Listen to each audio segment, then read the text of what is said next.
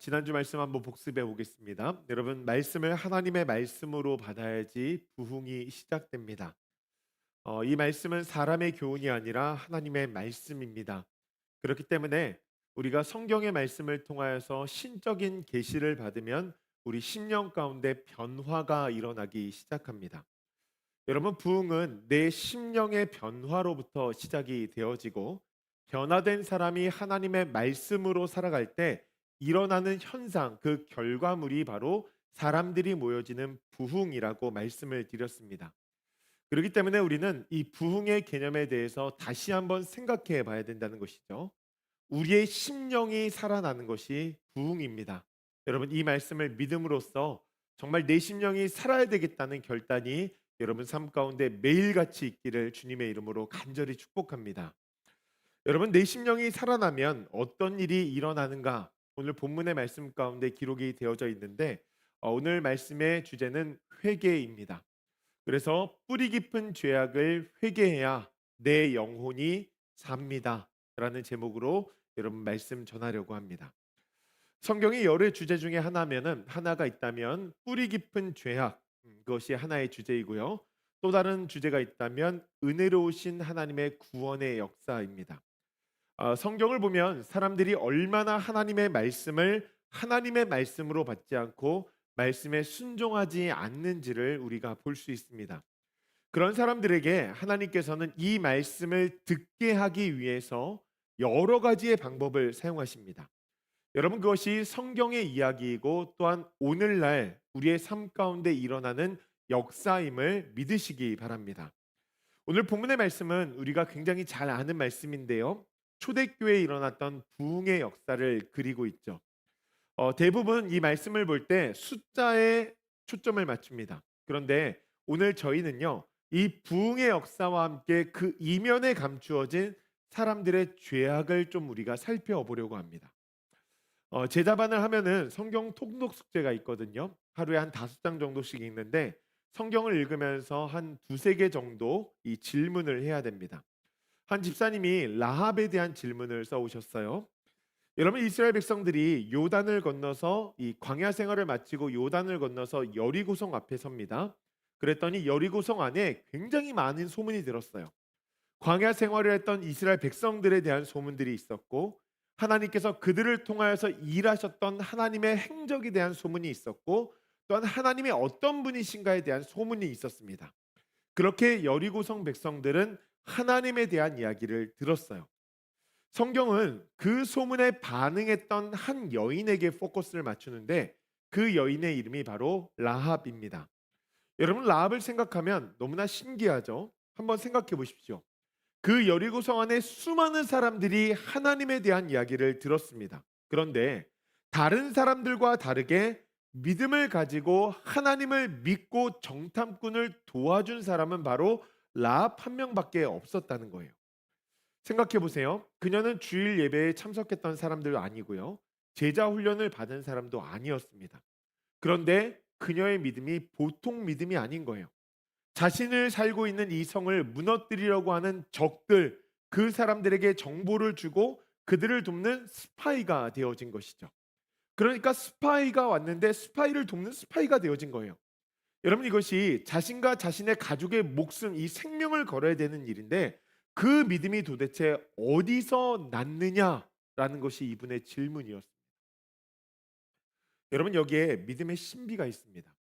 믿음은 로마서 말씀해 보니까 들음에서 나야 된다고 기록이 되어져 있고, 그 들음은 그리스도 한 성경에 메태어진 그리스도의 말씀으로부터 말미암는다고 이야기해요. 여러분, 이것이 무엇이냐면 우리가 하나님의 말씀을 들을 때 어떻게 됩니까? 반응하게 되어진다는 거예요.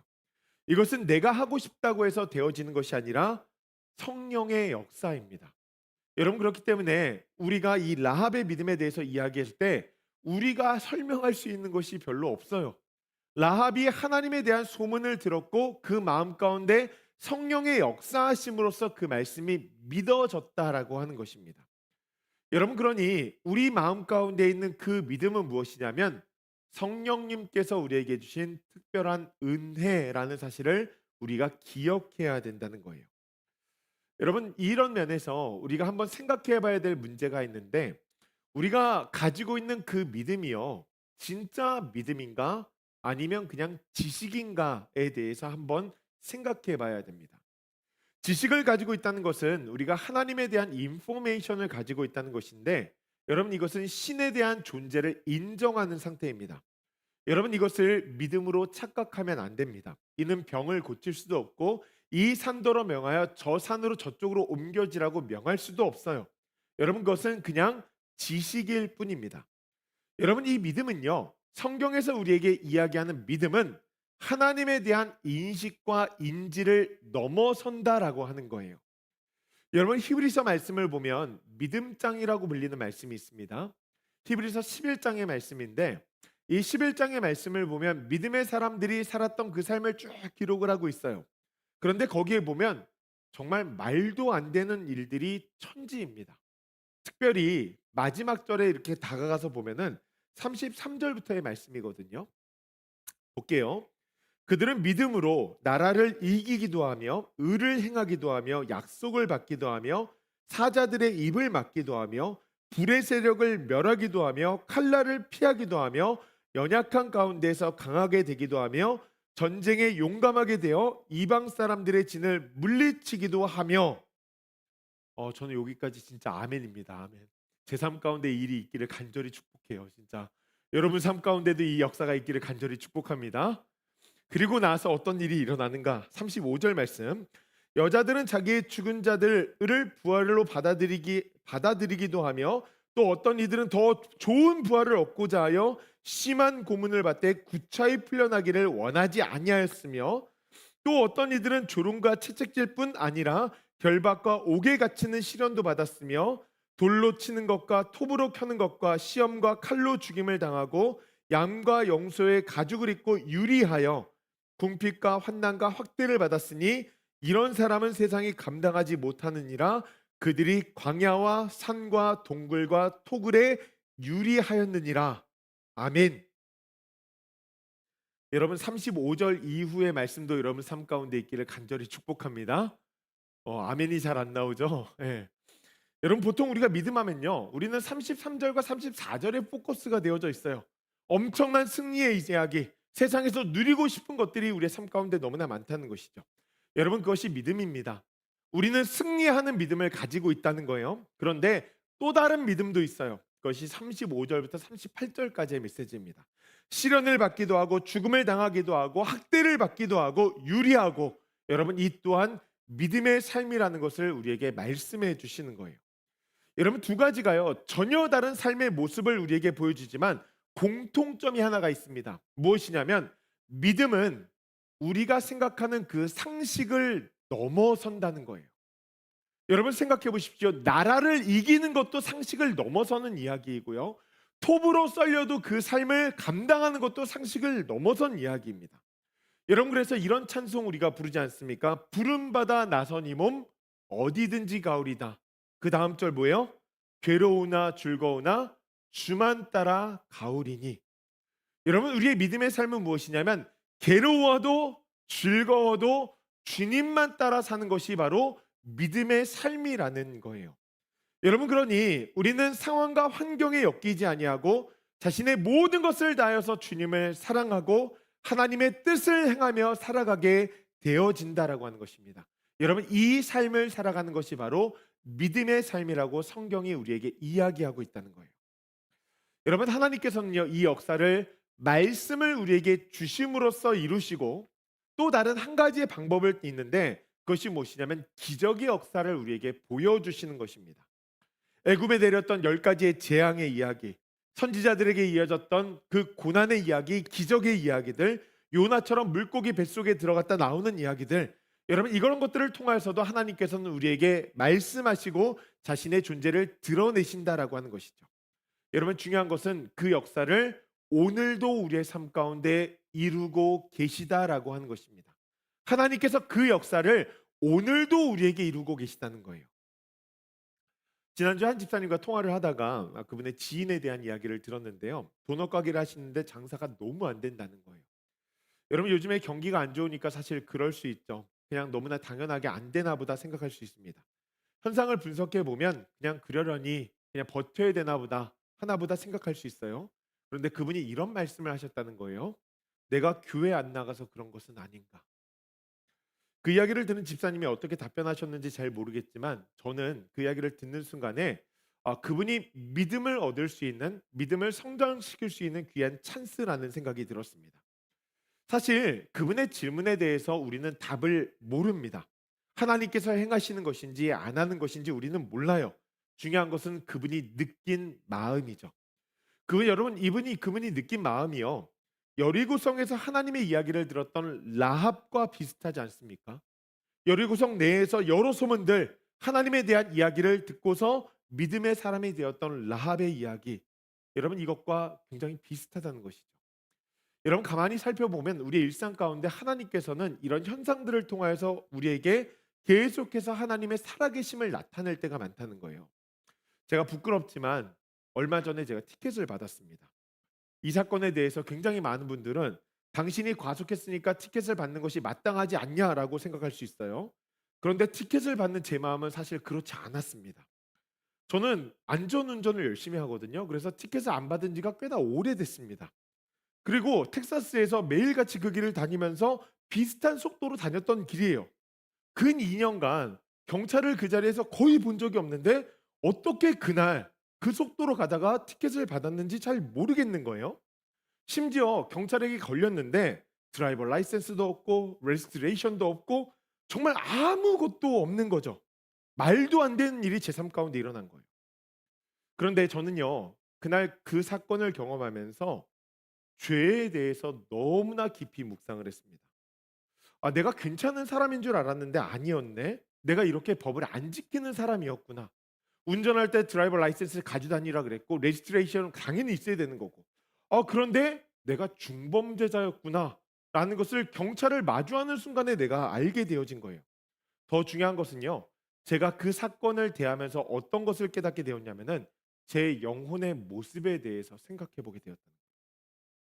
왜 그런 생각이 들었는지 잘 모르겠어요. 설명하기 어렵습니다. 그러나 제가 느낀 것은 무엇이냐면 성령님께서 제 마음 가운데 굉장히 확연하게 그것을 비추어 주셨다는 거예요. 너 죄인이야.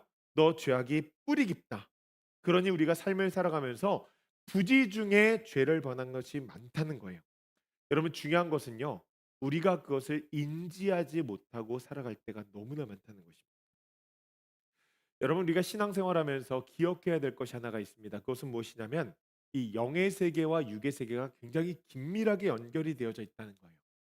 하나님께서는 이 말씀을 통하여서 또한 우리의 삶의 모든 정황들을 통하여서 우리에게 말씀하신다는 것입니다. 여러분, 그렇기 때문에 우리의 삶 가운데 일어나는 사건들 있잖아요. 그것이 반복되어졌을 때에는 그 현상을 소홀히 넘기면 안 됩니다. 영적 센스를 가지고 구별해야 된다는 거예요. 분별해야 된다는 거예요. 하나님께서 이것을 통하여서 우리에게 무엇을 말씀하시는가? 여러분, 오늘 본문의 말씀을 보잖아요. 이 말씀을 보면 한 부류의 사람이 있는 것 같은데 그렇지 않습니다. 그 안에 두 부류의 사람이 있음을 우리가 알 수 있어요. 오늘 본문의 배경은요. 오순절입니다.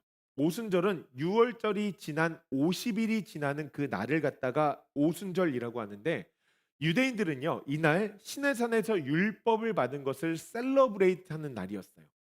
여러분, 성경의 역사를 보면 너무나 신기한 게 신의 산에서 율법을 받은 날을 셀러브레이트하는 그날 성령의 불이 제자들에게 떨어진 것입니다. 그 산에서 하나님의 임재 가운데 말씀하신 것처럼 성령님께서 임재하셔서 각 사람의 심령 가운데 말씀을 더해 주셨다는 거예요. 그 말씀으로 무장하게 하셨다라고 하는 것입니다.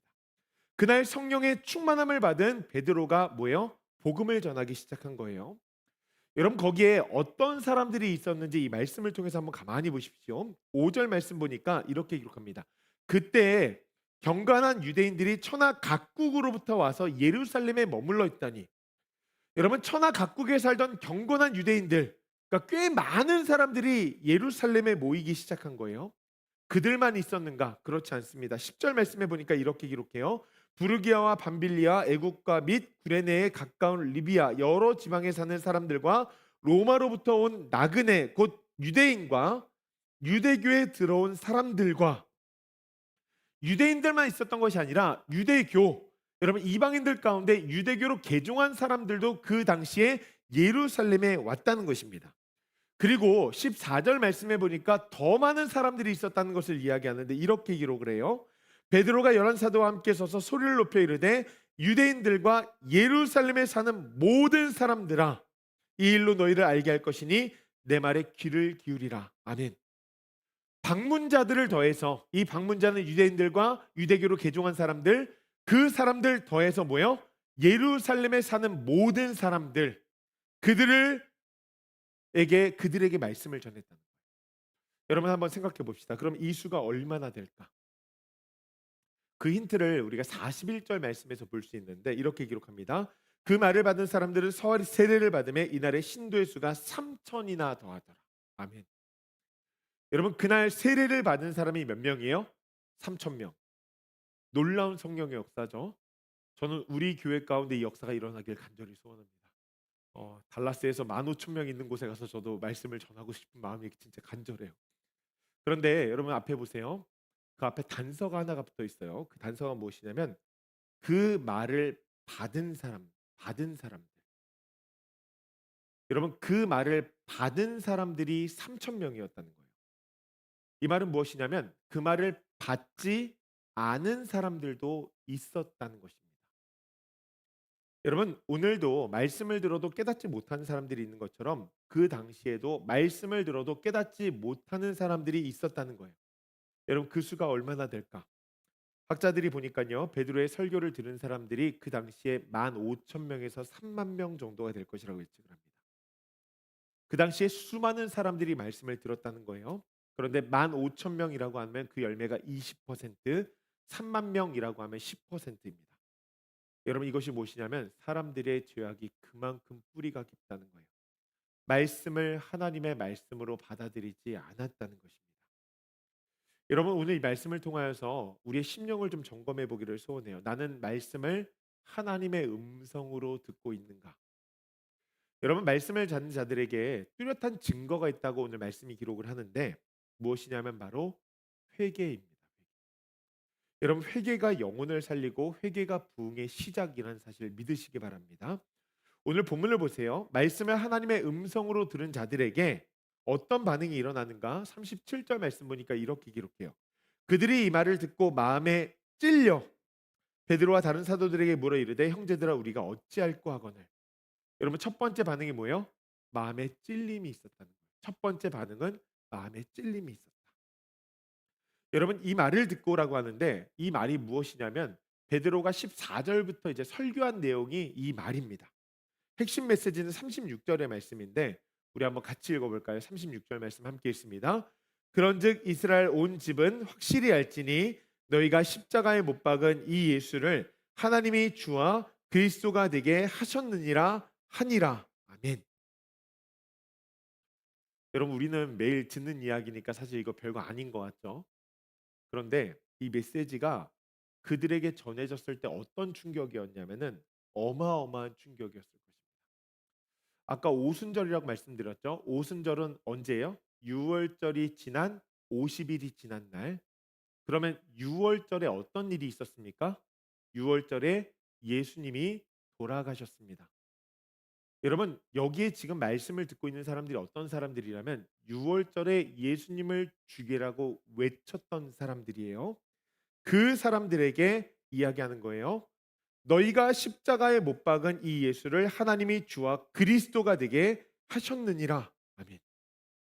여러분 너무나 신기한 말씀인데요. 50일 전에 그들은 예수를 십자가에 못 박으라고 외쳤습니다. 그들 마음 가운데 굉장한 확신이 있었어요. 당신은 신성 모독자다. 안식일을 범했다. 자기를 하나님의 아들이라고 이야기하는 저 사람 죽여야 된다. 율법을 지킨다는 명분 가운데 하나님을 섬긴다는 이유로 예수님을 죽였다는 거예요. 그런데 베드로가 그렇게 이야기하는 거예요. 당신들이 죽인 예수가 바로 하나님의 아들 메시아였습니다. 그분이 바로 우리의 구원자였습니다. 여러분 이 말이 무엇일까요? 그들의 뿌리 깊은 죄를 드러내는 거예요. 여러분 한편으로 살펴보면 그들 마음 가운데 굉장히 죄책감이 들지 않았을까요? 내가 죽인 예수가 나의 구원자라고. 여러분 이 말이 믿어지는 순간 그 마음 가운데 지진이 일어나는 거죠. 왜요? 나는 구원자를 죽인 사람이 되어진 거죠. 여러분 이 죄가 무엇인지 우리가 좀 살펴봐야 되는데 예수님께서 이 죄에 대해서 우리에게 이렇게 말씀하십니다. 요한복음 16장 8절과 9절 말씀인데 우리 한번 같이 읽어볼까요? 함께 있습니다.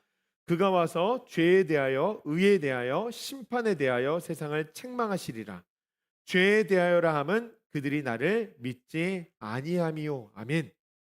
여러분 예수님께서 이 죄를 책망하신다고 하시는데 죄의 본질에 대해서 뭐라고 말씀하시냐면 내가 나를 믿지 않는 것이 죄라고 말씀하세요. 여러분 우리는 사실 죄를 생각하면 어떻게 생각하냐면 원죄로 일어나서 나타나는 현상에 집중할 때가 많습니다. 그래서 우리의 생각 가운데 오류가 일어나는 거예요. 여러분 죄인이십니까? 이것 봐요. 이런 오류가 일어난다니까요. 보통 사람들이 다 그래요. 나는 죄인 아니야. 왜 그럴까요? 사람들이 생각하는 도덕적 기준, 사회적 합의의 기준, 나는 그것을 잘 지키며 살았다는 거예요. 남들에게 피해 주지 않고 나는 양심적으로 나름대로 열심히 살았어요. 여러분 그것을 안 지키는 것을 죄인이라고 생각을 한다는 것이죠. 여러분 이것이 바로 전형적인 세상 사람들의 생각입니다. 여러분 혹시 이 자리 가운데 그런 생각을 가지신 분들이 계시다면 말씀을 하나님의 음성으로 받아 깨닫고 생각이 바뀌는 역사가 여러분 삶 가운데 있기를 간절히 축복합니다. 여러분 성경은요. 죄의 현상과 죄의 본질을 아주 명확하게 구분지어서 설명하고 있다는 거예요. 우리의 죄는 무엇이냐면 예수님을 온전히 믿지 않는 것이 바로 죄입니다. 예수님을 온전히 믿지 않는 것, 여러분 그것이 죄라는 거예요. 여러분 이것을 바울이 어떻게 지적하냐면 로마서 1장 21절 말씀인데요. 이렇게 지적합니다. 우리 한번 같이 읽어볼까요? 함께 있습니다.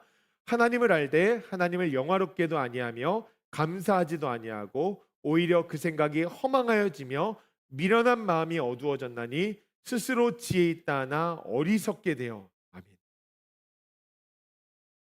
여러분 여기서 포인트를 찾아야 되는데 그것이 무엇이냐면 하나님을 알되라는 단어. 하나님을 알되 여러분 하나님을 모르는 게 아니에요. 하나님을 알되 하나님을 알면서도 인정하지 않는 것. 하나님께서 예수님을 보내셨는데 그 예수님을 인정하지 않는 것. 여러분 그것이 바로 죄라는 거예요. 현대 철학자 찰스 테일러가 이것을 배타적 인본주의라고 불렀습니다. 하나님 자리에 인간의 생각을 놓는 거예요. 여러분 하나님께서 우리에게 말씀을 주셨는데 말씀을 하나님의 말씀으로 인정하지 않는 것. 여러분 태초의 유혹이 바로 이것과 동일합니다. 여러분 뱀이 사람에게 유혹한 것이 무엇이냐면 창세기 3장 말씀에 이렇게 기록되어져 있어요. 너희가 그것을 먹는 날에는 너희 눈이 밝아져 하나님 같이 되어 선악을 할 줄 하나님이 아심이라. 아멘. 여러분 이 말이 무엇이냐면 하나님 같이 되어지는 것. 내가 판단하겠다는 거예요. 내가 하나님을 알지만 하나님을 인정하지 않는 것이죠. 무엇으로 인정하지 않는 거예요? 나의 주로 인정하지 않는 거예요. 하나님의 기준이 아니라 내 기준대로 삶을 살겠다는 것입니다. 하나님께서 예수님을 구원자로 보내셨어요. 그렇다고 한다면 그것을 인정해야 되는데 나는 그것을 인정할 수 없다는 거예요. 하나님께서 말씀을 주셨어요. 그렇다고 한다면 나는 100%이 말씀에 동의가 되어져야 되는데 동의가 되어지지 않는 거예요. 여러분 이것이 얼마나 큰 죄인지 예레미야가 이렇게 표현합니다. 예레미야 17장 말씀인데 이렇게 기록해요. 만물보다 거짓되고 심히 부패한 것은 마음이라. 여러분 심히 부패한 것이 우리 마음이라. 여러분 그 심장을 베드로가 이 성령의 검인 말씀으로 꽉 찌른 거예요. 여러분 찌르기만 했을까요? 예레미야가 이 말씀에 어떤 역할을 하는지 이렇게 이야기합니다. 23장 말씀인데요. 한번 같이 읽어볼까요? 함께 있습니다. 여호와의 말씀이니라 내 말이 불 같지 아니하냐 바위를 쳐서 부서뜨리는 방망이 같지 아니하냐. 아멘. 여러분 큰 바위로 만들어진 이 불신의 벽을요 불로 태우고 방망이로 때려서 완전히 깨뜨려 버린다라고 하는 거예요.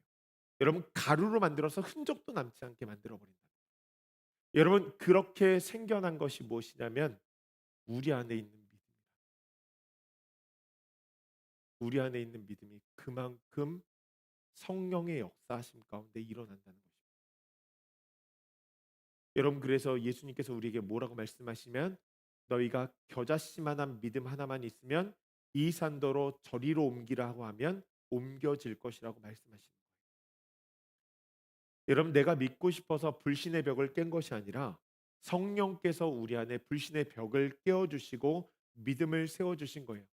그 과정 가운데 성령의 검으로 띄우시고 성령의 불로 태우시고 방망이로 찜질을 하시면서 우리의 마음의 교만함을 없애주시고 자기의 의와 완고함을 완전히 무너뜨리셨다는 것입니다.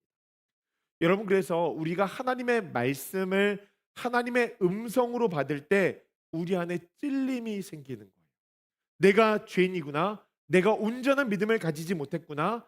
하나님을 알되 하나님을 영화롭게도 하지 못하고 감사하지도 못하고 스스로 지혜 있는 척하면서 내가 어리석은 삶을 살았다는 것을 고백하게 되어진다는 거예요. 여러분, 그래서 말씀을 볼 때마다 가슴 아픈 찔림이 있는 것이 바로 이 이유입니다.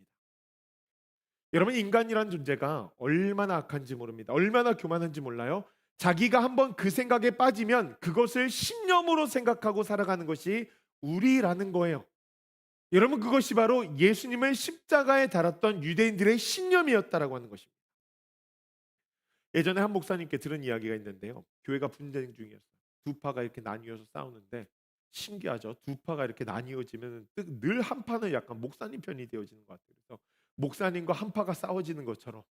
근데 이 목사님이 두 파로 이제 싸우고 있는 교회에 부임을 하셨거든요. 교회를 세우기 위해서 둘이서 싸운다고 이야기하는데 목사님이 강단에 올라가려고 그러는데 한 장로님이 오셔가지고 목사님을 이제 끌어내기 시작하는 거예요. 막 옷이 찢어지고 난리가 났어요. 그래서 목사님이 장로님한테 조용히 가서 여쭤봤다고 합니다. 장로님, 하나님이 두렵지 않으세요? 이렇게 예배 드리는데 예배는 우리가 싸우더라도 드려야 되지 않겠습니까? 그래도 이 예배는 하나님 앞에 드려져야 되는 것입니다. 그런데 말씀 설교자를 갖다 이렇게 끌어내고 있으면 이거는 예배를 못 드리게 하는 것인데 성령을 모독하는 것이고, 장로님 두렵지 않으세요? 그랬더니 이 장로님이 이렇게 대답했다고 합니다. 하나님께서 시키셨어요. 여러분, 그 이야기를 듣는데 오늘 본문의 유대인들이 바로 그 모습 아닙니까? 하나님께서 십자가의 못을 박으라고 했다는 거예요. 저 사람이 신성 못 오겠으니까 하나님께서 십자가의 못을 박으라고 했다는 거예요. 여러분, 자신의 생각에 빠져버린 것이죠. 여러분, 우리가 얼마나 죄악된 존재인지를 꼭 기억해야 된다는 거예요. 그렇기 때문에 우리는 이 생각을 자꾸 생각해야 됩니다. 그런데 생각할 때 그 기준이 어디에 있어야 되냐면 성경에 있어야 됩니다. 하나님의 말씀의 기준이 성경에 있어야지 우리가 온전한 생각을 할 수 있다는 거예요. 여러분, 그렇기 때문에 우리는 그 답을 결국에는 내가 무엇을 생각하는가가 아니라 하나님께서 우리에게 무엇을 말씀하시는가, 그것이 나에게 기준이 되어지는가, 여러분, 그것이 되어져야 된다는 거예요. 저는 우리 성도님들이 이번 부흥 기도회를 통하여서 진짜 말씀이 하나님의 말씀으로 받아지는 놀라운 역사가 있기를 간절히 축복합니다. 여러분, 말씀을 하나님의 말씀으로 받으면 마음에 찔림이 있어요. 찔림 받는 주의 백성이 되어야 됩니다. 여러분, 이 찔림이 무엇을 어떤 현상을 드러내냐면 우리를 근심하게 만듭니다. 37절 말씀인데요. 이것이 두 번째 현상이에요. 그들이 이 말을 듣고 마음에 찔려 베드로와 다른 사도들에게 물어 이르되 뭐예요? 형제들아, 우리가 어찌할꼬 하거늘. 여러분, 이 질문에 뉘앙스가 있어요. 이제 다 끝났다. 나는 구원자를 죽였으니까 이제 지옥 가나 보다. 여러분, 이게 아니라 어떻게 해야지 내가 이것을 할 수 있겠습니까? 메이크업 할 수 있겠습니까? 이 질문이 소망의 질문이에요. 자신들의 잘못을 인정하고 동시에 구원의 가능성에 대해서 여쭤보는 것이죠. 여러분, 현대 심리학에서 이것을 뭐라고 이야기하냐면 인지적 재구조화라고 이야기합니다. 상황을 다른 관점에서 보기 시작했다는 거예요. 죄인인 우리에게 하나님의 은혜가 임하면 이것의 관점을 바꿔서 다른 관점으로 보게 되어진다는 거예요. 여러분, 우리의 삶 가운데 있어서 이 근심이 필요하다는 거예요. 우리가 어찌할꼬, 마음에 찔림이 있다면 그 다음 현상인 우리가 어찌할꼬, 금요 예배 나오지 않으신 분들, 우리가 어찌할꼬 하는 여러분, 이 음성이 마음 가운데 가득 차 있어야 된다는 거예요. 여러분, 이것을 고린도 후서 말씀 보니까 뭐라고 이야기하냐면 이렇게 우리 한번 같이 읽어볼까요? 함께 있습니다. 하나님의 뜻대로 하는 근심은 후회할 것이 없는 구원에 이르게 하는 회개를 이루는 것이요, 세상 근심은 사망을 이루는 것이니라. 아멘. 하나님께서 우리에게 뭐라고 말씀하시냐면은 염려, 근심, 걱정하지 마라. 근데 이 근심에도요, 하나님의 뜻대로 하는 근심이 있다는 거예요. 여러분, 근심하는 모습이 겉으로 비슷해 보이는데 완전히 다르게 나타난다는 거예요.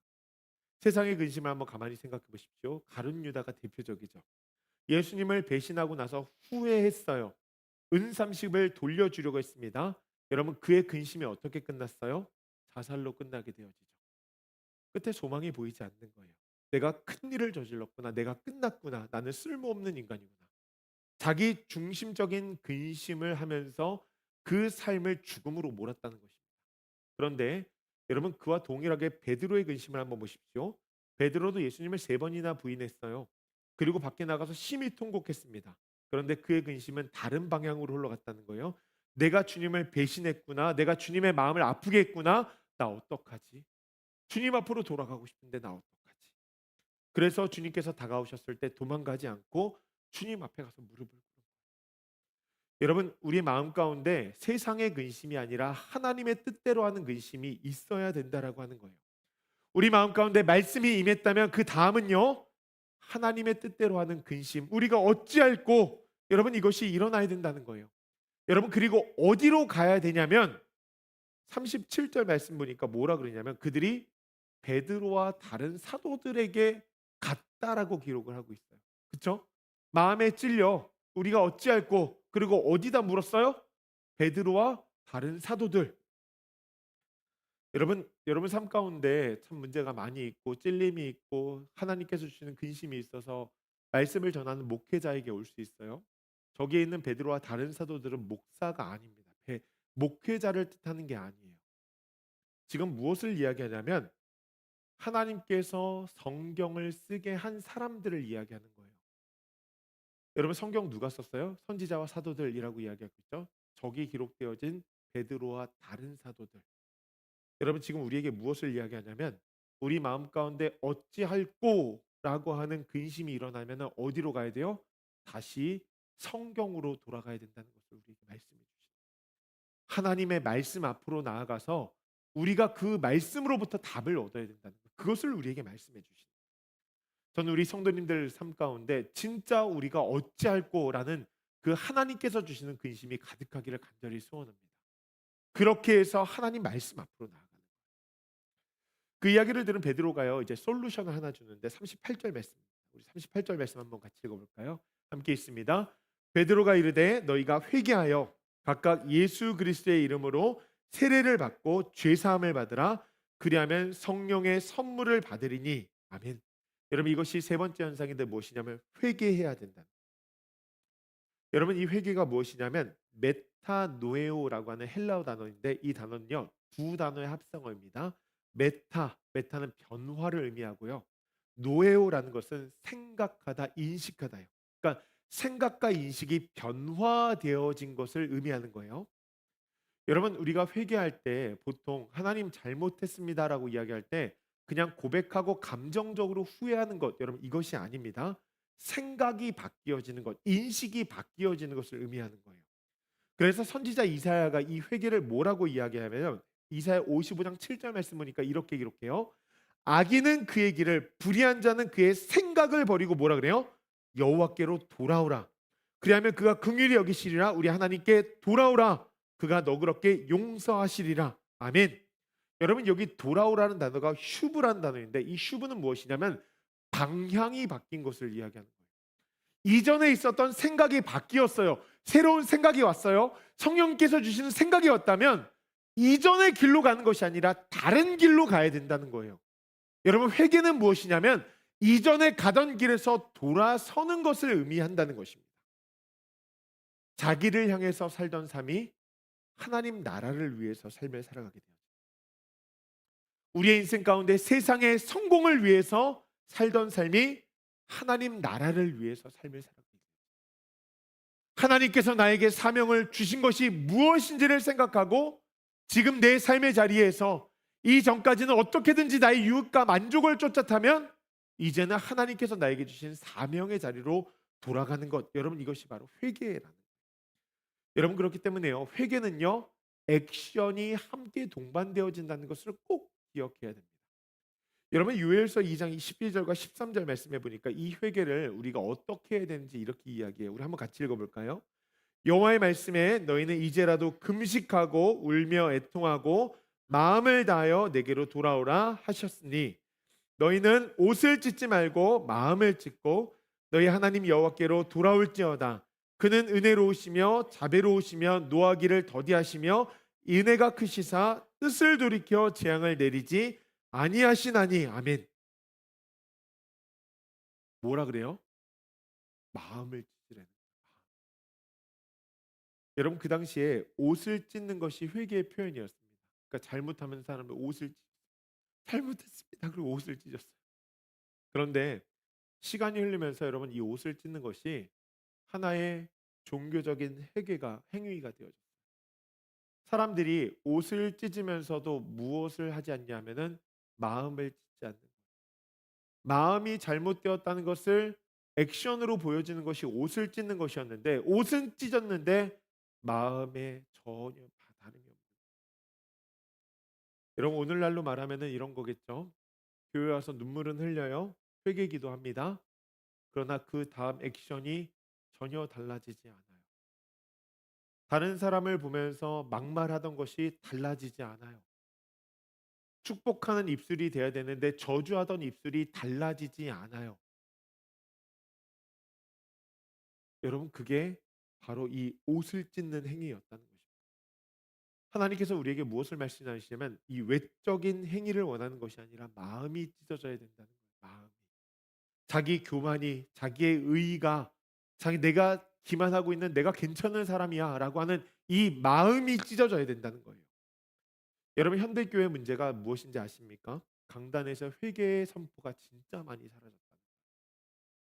여러분, 주일날 메시지 한번 여러 교회 한번 들어보십시오. 회개의 선포가 거의 없습니다. 그리고 여러분, 교회 안에서 징계가 없죠.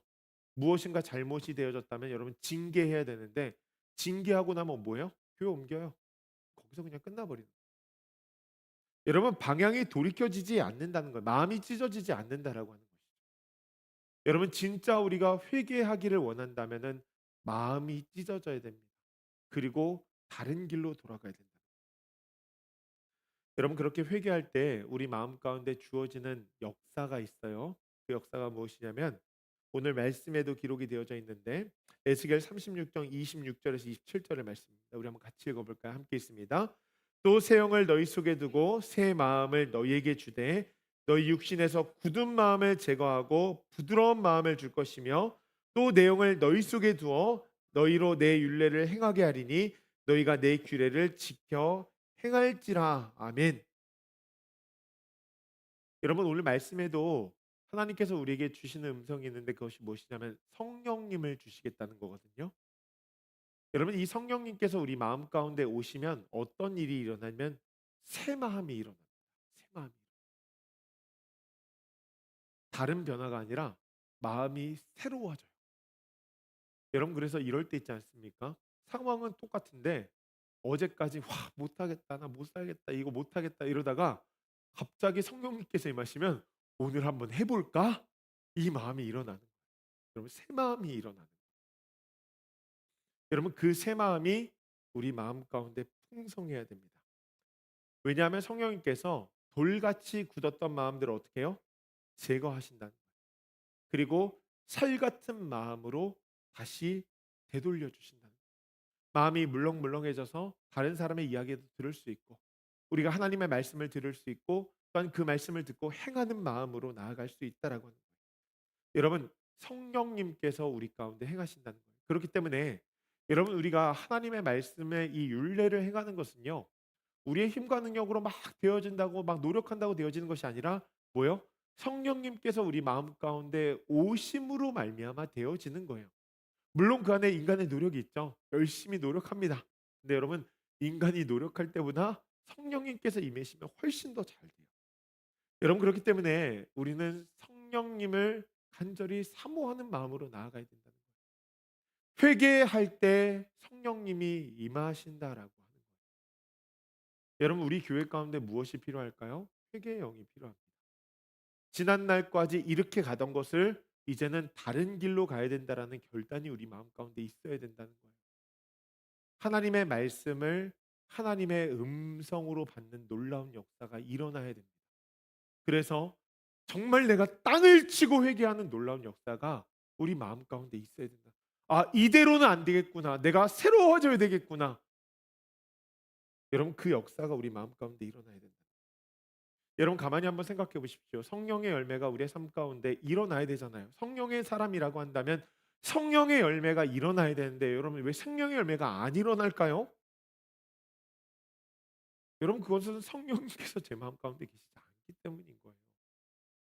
여러분 마태복음 7장 17과 17절과 18절 말씀 보니까 예수님께서 이 열매에 대해서 이렇게 말씀하십니다.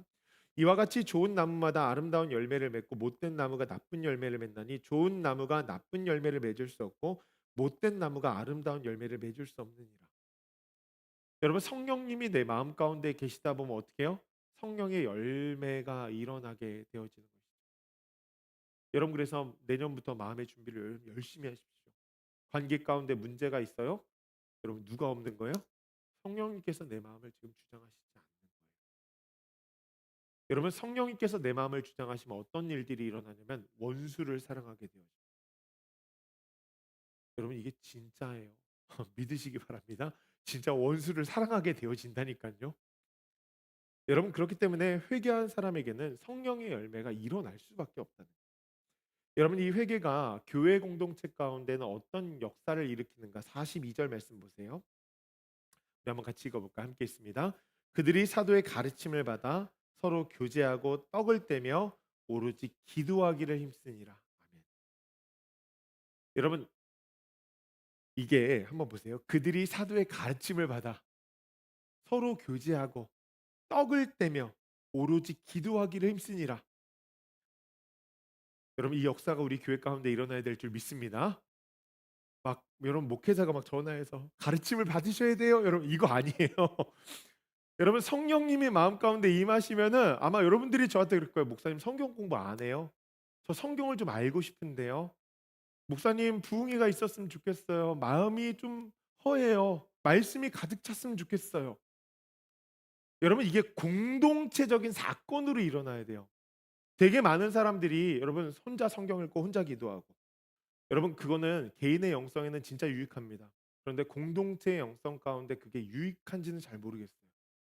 왜냐하면 그것이 개인 대 개인으로는 열심히 잘 드러나거든요. 그런데 여러분 성령님이 임하시는 그 역사는 마가의 다락방에 임하셨어요.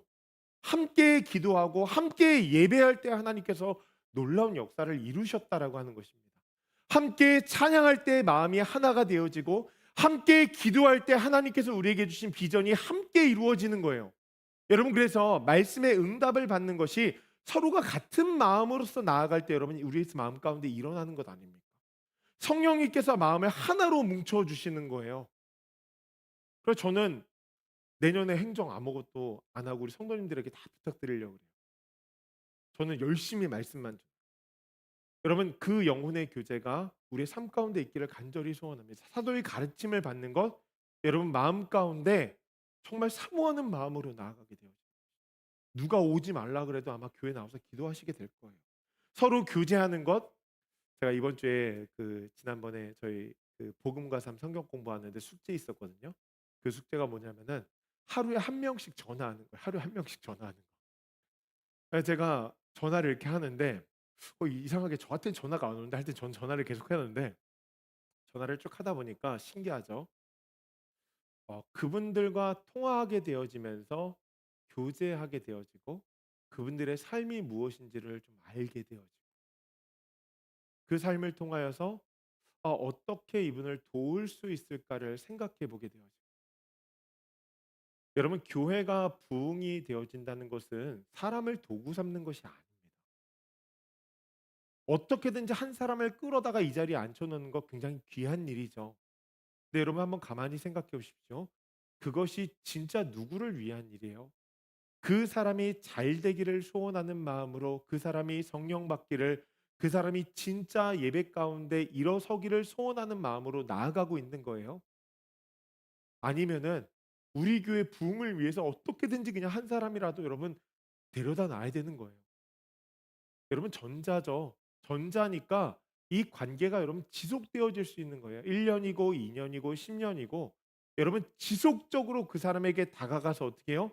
그 사람이 잘 되기를, 그 사람이 진짜 예수 만나기를, 그 사람이 진짜 예배 가운데 나오기를 간절한 마음으로 나아가는 것이죠.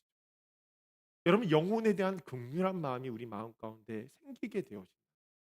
여러분, 그것이 성령 받은 사람의 모습이라고 하는 것입니다. 여러분, 교회의 부흥은요, 사람을 막 데려다가 앉히려고 하는 것이 아니라 어떻게든지 한 사람 한 사람을 데려다가 정말 저 사람이 예수 믿었으면 좋겠다. 여러분, 그 마음으로 계속 심는 거예요. 말씀도 심고 기도도 심고 관계도 심고, 여러분 그렇게 하면서 함께 나아가면서 그 사람들이 성령께서 마음에 감동을 주실 때 여러분 교회 나오게 되어지는 거 아니에요? 저는 진짜 가끔가다 깜짝 놀라는 게 그런 거예요. 저희 교회도 이렇게 보면은 전도를 이렇게, 교회 오래되신 분이 전도하는 거는 사실 쉽지 않은 거예요. 근데 새로 오신 분들이 자기 주변에 있는 사람들을 자꾸 데려와요. 여러분, 그 전도는 어떻게 이루어지냐면은 자기가 여기 와서 보니까 너무 좋은 거예요. 그러다 보니까 내 주변에 있는 사람들도 그것을 경험했으면 좋겠다라는 마음으로 데리고 오기 시작하는 거예요. 여러분, 부흥은 어디서 시작되어지냐면 회개입니다. 그리고 그 회개는 성령의 불을 받음으로써 우리의 액션이 달라지는 것을 의미한다는 거예요. 내가 지금까지 성경대로 살지 못했구나. 여러분, 그것을 느낀 자가 어떻게 해요? 부흥을 사모하며 나아가게 되어진다는 거예요. 여러분, 부흥은 교회 프로그램으로 되지 않습니다. 건물을 크게 짓는 거 소용없어요. 한 사람 한 사람이 말씀에 찔려서 내가 이전과 다른 삶으로 진짜 성령의 이끌림을 받아야 되겠다. 여러분, 그 마음 가운데 나아가는 것. 여러분, 그때 부흥이 일어난다라고 하는 것입니다. 제가 아는 한 청년이 있었는데요. 이 청년이 대기업을 다니면서 굉장히 승승장구하고 있었어요. 교회도 다녔지만 진짜 습관적으로 다녔습니다. 그런데 진짜 신기한 일이 일어났는데, 하루는 말씀이 선포되어지는 순간에 얘가 계속 훌쩍훌쩍 되기 시작하는 거예요. 뭐지? 근데 심지어 그날 저는요. 설교를 굉장히 죽을 쓰고 있다라고 생각을 한 날이었어. 설교가 우리 성도님들에게 막 가지 않는 것 같다라는 그 마음이 들고 있는데, 이 친구가 계속 훌쩍거리기 시작하는 거예요. 그리고 나서 그것이 3주가 되었어요. 근데 그 친구가 나와서 하루는 이런 이야기를 하는 거예요. 목사님, 제가 하나님을 믿는 것이 아니었음을 깨닫게 되었습니다. 그것이 무엇이냐면 성령께서 말씀을 통하여서 그의 심령을 꿰뚫어 버린, 찌르고 태우고 두드리고 하면서 그가 진짜 내가 하나님 앞에 하나님을 향한 믿음을 가지고 있는가? 그것에 대해서 생각해 보게 되어진다는 것이죠. 그리고 나서 그가 회개하면서 삶이 바뀌기 시작했어요. 돈을 쫓아 살던 사람이 하나님께서 나에게 주신 사명이 무엇인지를 깊이 묵상하면서 하나님의 사명을 쫓아 살기를 간절히 소원하게 되어졌다. 여러분, 뿌리 깊은 죄악이 우리 마음 가운데 있습니다. 그것을 회개해야 우리의 영혼이 살아날 수 있고, 그것을 회개해야 교회 공동체가 살아날 수 있고, 그것을 회개해야 여러분들의 가정 공동체가 살 수 있습니다. 여러분, 마음에 찔림이 있다면 제가 어찌할까요? 하나님의 뜻대로 하는 그 근심이 여러분 가운데 있기를 소원하고, 거기서부터 되돌아서는 성령의 역사가 여러분 가운데 있기를 간절히 소원합니다. 여러분, 이 말씀이 여러분 삶 가운데서 살아 역사하는 그 말씀이 되어지기를 간절히 축복합니다.